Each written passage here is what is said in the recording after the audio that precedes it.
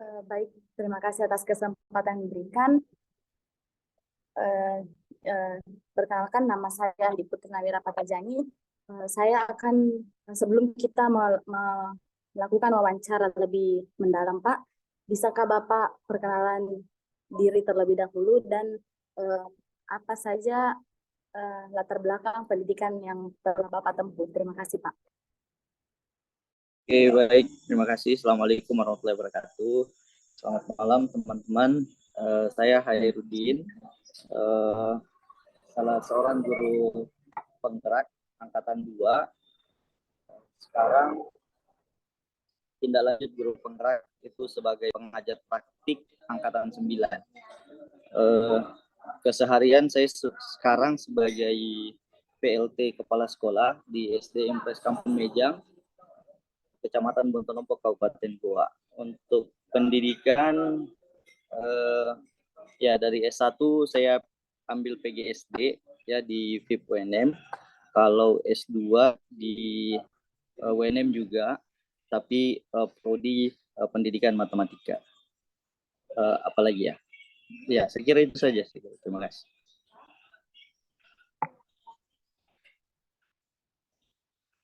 Atau ada lagi yang mau ditanyakan? Baik Pak, terima kasih atas jawabannya. Izinkan saya bertanya lagi mengenai apa alasan Bapak untuk menjadi seorang guru penggerak dan kapan Bapak menjadi seorang guru penggerak, Pak? Terima kasih. Oke, untuk jadi guru penggerak itu sebenarnya alasan utamanya adalah saya tertarik dengan programnya gitu, dari segi nama ya, dan saya merasa bahwa saya merasa pantas ada di situ karena sebelumnya pun saya berpikir sudah sering tergerak untuk melakukan kegiatan, bahkan menggerakkan teman-teman di KKG dan sebagainya, dan sering share juga pengalaman-pengalaman tentang pendidikan.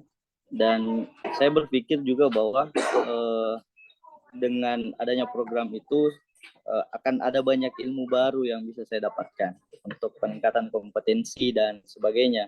Dan kita lihat juga dari tujuannya itu sebagai pemimpin pembelajaran, itu saya semakin tertarik ya bahwa guru itu memang adalah seseorang yang punya tanggung jawab besar di dalam pembelajaran di kelasnya masing-masing. Dan apalagi setelah mengikutinya pun itu sangat luar biasa. Ternyata ada banyak memang ilmu yang bisa didapatkan, dan saya kira itu wajib didapatkan oleh teman-teman guru saat ini ya, apalagi guru-guru saat ini. Dan itu saya ada di angkatan 2 guru penggerak tahun berapa ya, 2020 kalau saya tidak salah ya. Jadi itu kami masih programnya yang 9 bulan. Jadi 9 bulan kami ditempa setelah mengikuti seleksi, itu 9 bulan mengikuti proses baru kemudian menjadi guru penggerak. Baik, terima kasih atas jawabannya Pak. Sekarang saya sarankan kepada moderator. Terima kasih.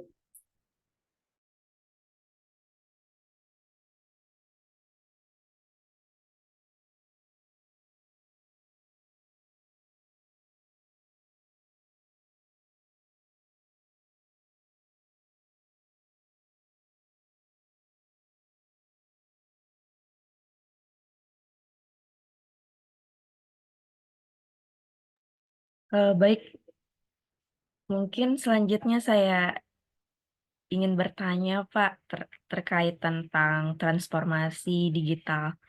Nah, menurut Bapak ini bagaimana sih pandangannya Bapak tentang transformasi digital dalam pendidikan saat ini?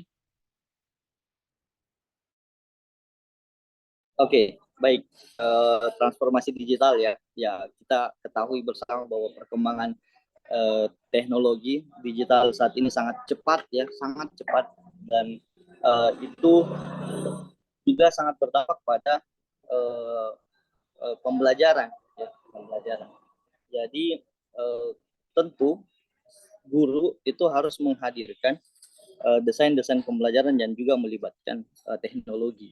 ya. Apalagi kita ketahui bahwa ada sebuah pesan yang selalu saya pegang juga, bahwa didiklah anak-anakmu untuk 25 tahun ke depan, ya, 25 tahun ke depan.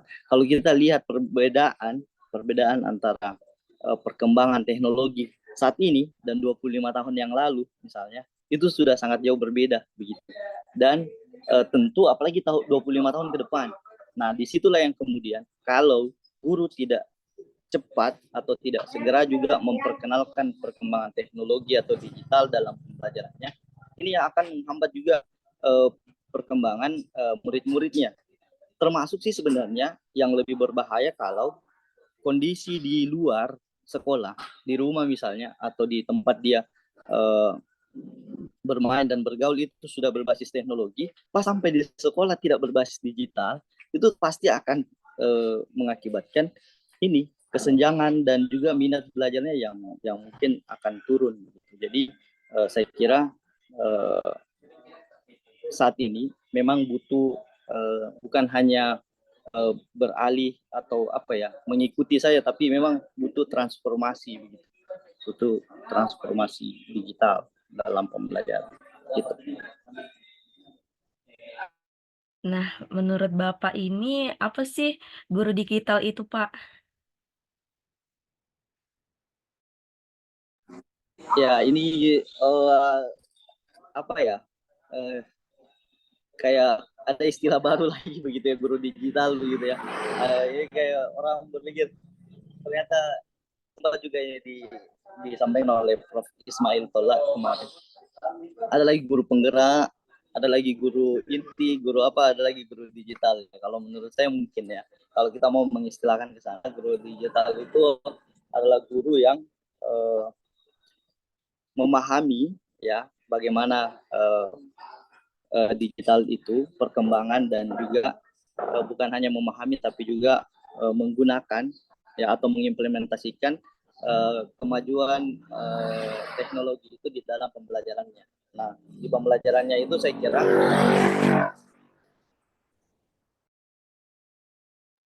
ya, maaf ini ya, saya di ini ya agak ini ada kendaraan itu bukan hanya dia digunakan sebagai media saja ya. Digital itu juga dikembangkan dia sebagai pedagogik ya dalam pembelajaran, dan juga dalam konten gitu, dia sebagai pembelajaran gitu. Jadi dia juga sebagai konten pembelajaran, dan saya kira itu yang mendukung apa yang saya sampaikan tadi, bahwa ya bagaimana kita harus menyiapkan anak didik kita, peserta didik kita itu untuk masa depannya, bukan hanya untuk hidup saat ini tapi juga untuk masa depannya.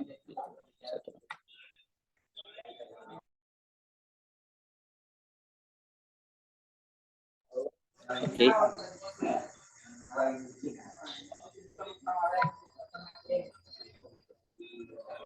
Cukup ya.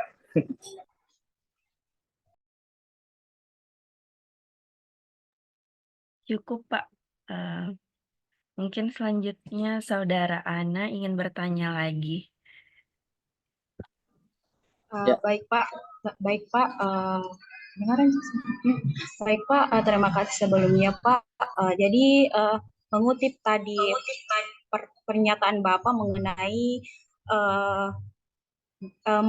menjadi guru digital, dan mendengarkan tadi Bapak dari pertanyaan Bapak mengenai tantangan yang dihadapi guru menjadi guru digital itu, terutama khususnya harus diperhatikan peserta didik. Nah, selain memperhatikan peserta didik itu, Pak, kira-kira adakah lagi tantangan yang dihadapi oleh guru untuk menjadi guru digital selain tantangan dari peserta didik, Pak? Terima kasih, Pak. Oke, terima kasih atas pertanyaannya. Juga ya terkait tantangan ini ya, pertama bagaimana juga guru-guru harus memperhatikan, karena bukan hanya mengikuti semua perkembangannya, tapi juga harus juga menyesuaikan tentang konteksnya, ya. Jadi bagaimana betul-betul apa yang digunakan dalam pembelajaran digital itu menunjang untuk pencapaian tujuan pembelajaran dan juga meningkatkan minat pembelajaran muridnya. Jadi itu dia pertama, harus bisa mendukung pencapaian tujuan. Ya. Yang kedua saya kira untuk pembelajaran digital saat ini itu di beberapa kondisi ya itu masih membutuhkan peralatan ya atau sarana dan prasarana yang mendukung. Nah sementara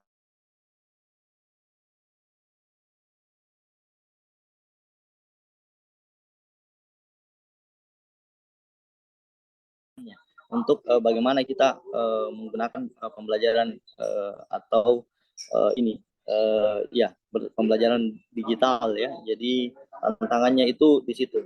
Harus guru punya kreativitas untuk menyelesaikan tujuan, pencapaian tujuan, konteksnya begitu, dan juga ya penyediaan sarana dan prasarananya. Itu dia tantangannya saya kira.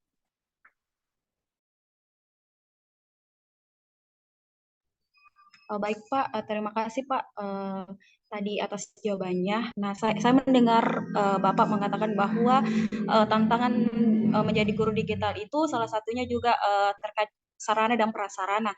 Nah, mungkin mohon maaf Pak, mungkin bisa Bapak berikan kami contoh sebagai mahasiswa PPG Prajabatan sehingga nanti kami bisa belajar mengenai hal-hal seperti itu, Bapak. Terima kasih Pak. Oke, baik. Ya, saya waktu jadi guru juga kemarin, itu sempat menjadi ini VR, ya, pendekar VR atau guru yang mengembangkan media pembelajaran atau bahan ajar berbasis virtual reality. Nah, di situ pada saat pembuatannya pun itu butuh peralatan yang cukup memadai, yang sesuai dengan ya apa kapasitas peralatan yang dibutuhkan. Yang kedua pada saat penggunaannya di kelas, ya pada saat penggunaan di kelas itu dia sebaiknya menggunakan gawai atau smartphone yang memadai juga dan internet yang memadai. Nah sementara waktu itu di sekolah saya itu sangat kurang siswa yang punya smartphone ini gitu, dan juga jaringannya kurang bagus di sekolah. Akhirnya itu terkendala, tapi tetap saya juga mencoba untuk mengenalkan saja begitu. Jadi ini sebagai dia sebagai konten saja yang saya berharap walaupun misalnya kurang maksimal, tapi anak-anak punya pengalaman bahwa ternyata ada dunia baru dalam perkembangan teknologi itu begitu. Tapi disitulah salah satu contoh tantangannya itu di sarana dan prasarana itu, dan itu dia yang mungkin bisa saja menghambat orang berbuat. Tapi kalau saya berpikir juga, kalaupun sederhana tapi sudah bisa memberikan yang bermakna dan hal yang menarik buat anak-anak, itu juga sudah luar biasa. Dan kemarin alhamdulillah itu antusiasme anak-anak untuk mencoba ya, untuk bahkan mau terus ya walaupun itu digunakan secara bergantian. Hanya satu saja saya punya kacamata virtual reality dan juga pakai handphone saya sendiri ya, tapi anak-anak mencoba, dan itulah saya kira contoh tantangannya terkait sarana dan prasarana.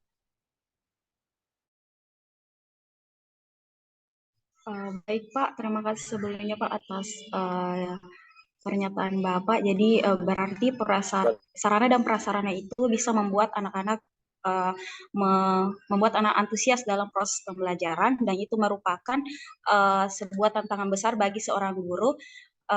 Jadi mungkin sampai sini Pak saya cukup mengerti, dan terima kasih banyak Pak atas ilmunya. Saya kembalikan ke moderator. Oke, ya yang buat mereka menarik itu kontennya, ya. Cuman walaupun dengan keterbatasan itu tetap dilakukan, ya tetap ada dampaknya juga ya. Gitu.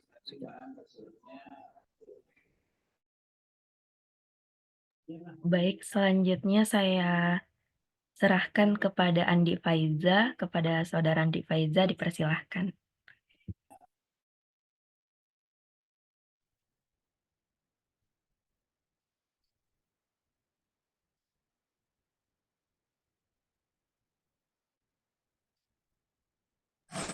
belum terdengar suaranya?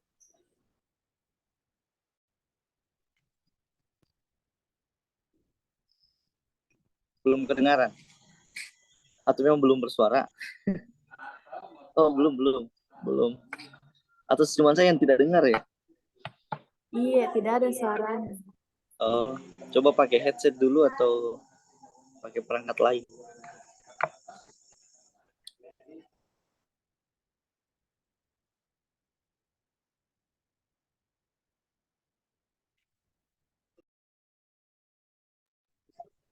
Oh, ini tugas kelompok ya? Iya, Pak. Oh. Siapa dosennya? Eh, s- Mohon maaf, Pak, sebelumnya. Sebenarnya, Pak, ini tugasnya individu di Saya LMS. izin bertanya.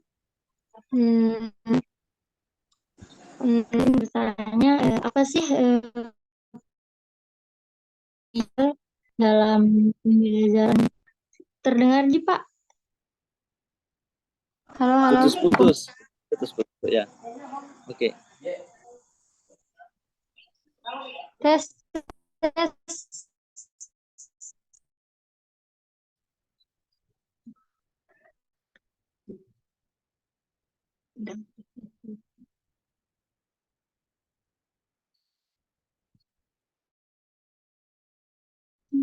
Halo, Assalamualaikum.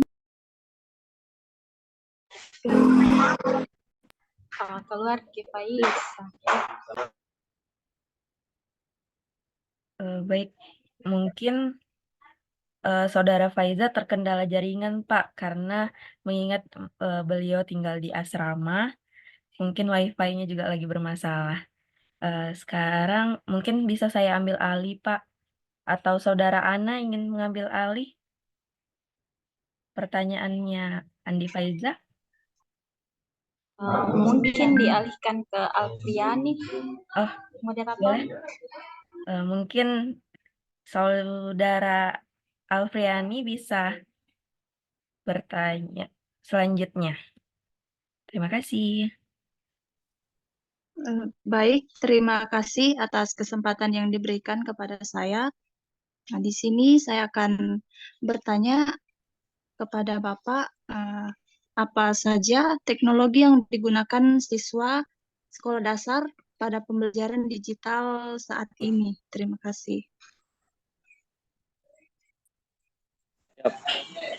Baik, untuk saat ini sih sebenarnya yang digunakan oleh peserta didik itu biasanya sesuai dengan kreativitas dari gurunya gitu ya.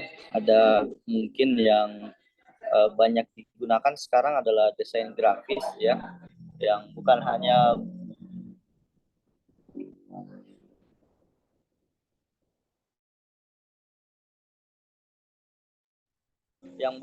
guru yang gunakan, tapi juga beberapa guru itu juga menyarankan ke muridnya untuk membuat penugasan di situ, contohnya Canva ya. Ada juga saat ini beberapa guru juga bahkan sudah menggunakan aplikasi editing video ya untuk menunjang penugasan dari siswa-siswanya. Nah, di yang lain juga sudah ada penyajian bahan ajar berbasis multimedia ya, sudah ada bahan ajar bahkan sudah menggunakan berbasis aplikasi juga di Android ya. Ada juga yang menggunakan augmented reality AR, bahkan ada juga yang menggunakan virtual reality atau VR. Jadi itu saya kira ini kalau sekarang bahkan untuk AI ya juga ya sudah banyak teman-teman guru yang mencoba menggunakan itu dan juga mengkolaborasikan dengan siswa-siswanya. Itu saya kira yang berkembang, walaupun sih sebenarnya penggunaan media berbasis PPT ya, berbasis video dan juga berbasis ini platform untuk di pencarian begitu itu tetap juga digunakan. Saya kira itu. Oke, baik Pak. Terima kasih atas jawabannya. Sangat mudah dipahami. Eh, Mungkin ada tips atau saran yang bisa Bapak berikan kepada mahasiswa PPG terkait pemanfaatan teknologi dalam pembelajaran tersebut yang sudah Bapak jelaskan tadi. Terima kasih Pak. Iya, baik. Saya kira untuk tipsnya buat teman-teman, saya kira bahwa beberapa ya ini platform-platform yang disebutkan tadi terkait pembelajaran digital sangat penting untuk diketahui ya. Dan yang paling penting juga ya setelah diketahui itu adalah bagaimana mencoba menghasilkan karya ya, menghasilkan karya. Tidak ada gunanya kita memahami teknologi kalau kita tidak mencoba membuatnya dalam bentuk karya. Nah, karya itu yang kemudian digunakan untuk pembelajaran anak-anak kita, siswa-siswa kita begitu. Jadi kalau secara pribadi saya kira yang paling utama itu belajar ya, belajar berkarya ya, berkarya kemudian berbagi gitu. Jadi belajar, teman-teman mempelajari perkembangan teknologi, setelah mempelajarinya itu harus berkarya ya, harus dibuktikan dengan karya. Nah, saya kira dengan karya itu teman-teman akan berbagi dengan siswa, berbagi dengan rekan guru lain ya, berbagi dengan pembelajar yang lain. Saya kira itu. Terima kasih Pak atas sarannya. Saya kembalikan kepada moderator. Baik, terima kasih. Mungkin selanjutnya karena kebetulan sudah ada Andi Faiza, mungkin saudara Andi Faiza bisa mengambil alih. Terima kasih.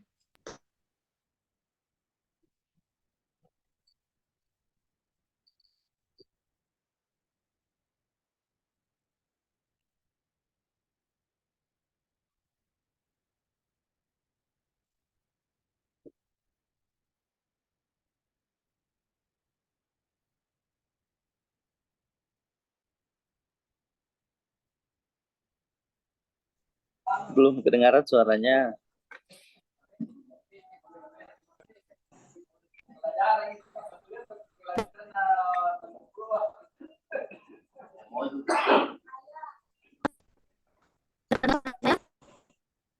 Belum. Sebetulnya juga. Coba Halo? off kamera saja, off cam saja. Off cam coba. Ya. Sudah terdengar? Ya. Halo, Assalamualaikum. Apakah sudah terdengar? Ya, waalaikumsalam sudah. Oh, Oke. Alhamdulillah. Baik, Pak. Saya izin bertanya. Eh, Bagaimana sih menurut Bapak itu dalam menyikapi perkembangan teknologi digital, khususnya di SD? Seperti itu, Pak. Ya, untuk menanggapi itu saya kira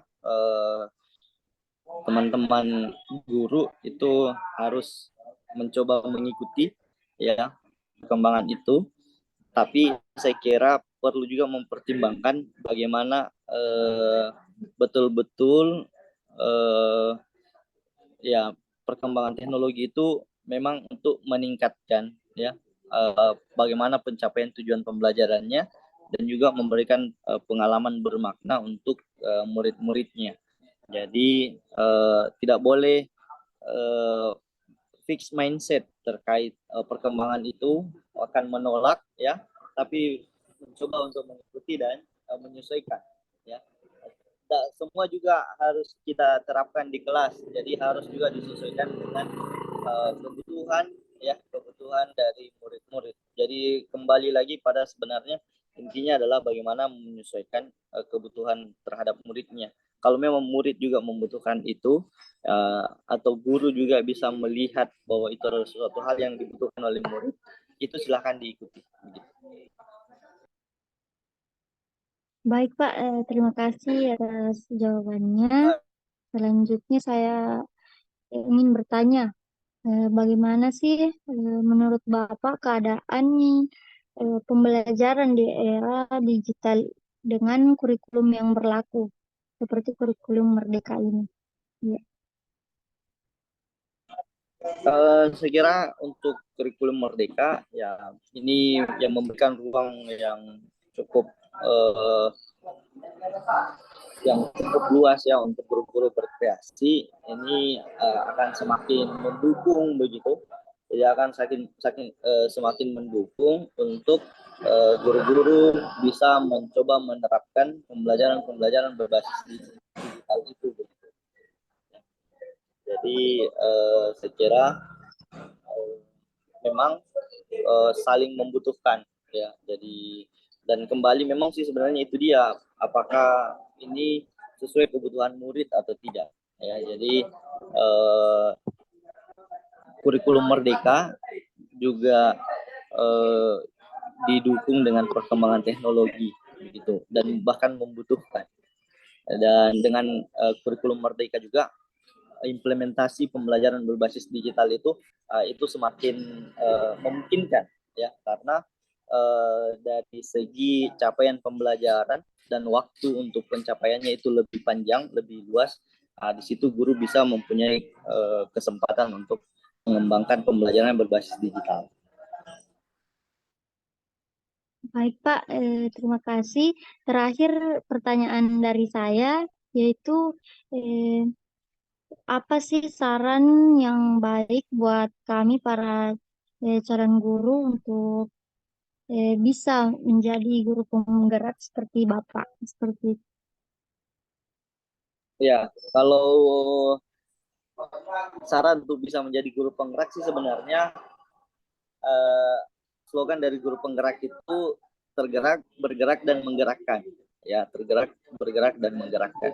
Nah, untuk bisa menjadi itu saya kira teman-teman sudah punya konsep diri, sudah punya profil diri, itu sudah ada di situ begitu. Jadi pada saat kemudian mendaftar itu sudah istilahnya orang seperti ini, kayak teman-teman ini akan menjadi guru profesional ke depannya misalnya. Nah, untuk bisa menjadi itu, teman-teman sebenarnya diseleksi supaya bisa memang ada di situ begitu. Jadi anggaplah kita mau menjadi gula yang halus begitu. Nah, pada saat kita mau disaring, kita sudah halus memang. Makanya kita yang tersaring bisa lolos dari saringan itu. Jadi kalau menurut saya teman-teman ketika misalnya teman-teman mau mencapai suatu titik, maka jadikan dulu teman-teman di posisi itu begitu. Mau jadi guru penggerak ya harus tergerak, bergerak dan menggerakkan memang begitu. Mau jadi guru profesional ya sudah tunjukkan diri bahwa kita adalah guru profesional. Jadi pas ada seleksi ya kita sudah ada di sana gitu. Orang bilang begini, kalau kita mau mencapai suatu titik di situ, maka jiwa dan pikiran kita sudah ada di sana, badan kita yang sisa menyusul untuk ke sana gitu. Jadi itu dia tips dan sarannya kalau teman-teman mau jadi guru penggerak dan sebagainya. Baik, terima Baik Pak, kasih terima banyak kasih atas Bapak. pertanyaannya Pak. Saya serahkan kepada moderator. Baik, terima kasih banyak Bapak atas waktu dan kesempatannya sehingga dapat menghadiri kegiatan wawancara kita dan diskusi kita pada malam hari ini. Mungkin sebelumnya kita sesi foto bersama dulu ya teman-teman dan Bapak. 1, 2, 3. Lagi 1, 2, 3. Oke. Terima kasih Bapak atas waktunya. Mohon maaf sekali Terima lagi kasih. mengganggu waktunya Terima kasih Bapak. banyak. Terima kasih banyak Pak, Pak. salam Pak Semangat sama ya, mudah-mudahan istri Terima kasih. Sri Ya. Rahayu Agustina Pak. Kenapa? Salam Pak sama guru yang di sekolah Atta, Sri Rahayu Agustina. Terima kasih. Oh, iya. Temannya Ki? Iya Pak. Iya.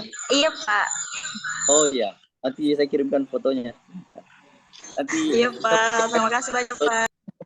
Oke, terima kasih. Baik. Terima kasih juga sudah mengajak. Baik ya. Terima Sukses kasih, semua. Pak. Terima kasih Bapak Terima kasih ilmunya. Bapak Semua atas ilmunya. Iya, sama-sama. Assalamualaikum. Selamat malam. Waalaikumsalam Pak. Warahmatullahi wabarakatuh. Waalaikumsalam.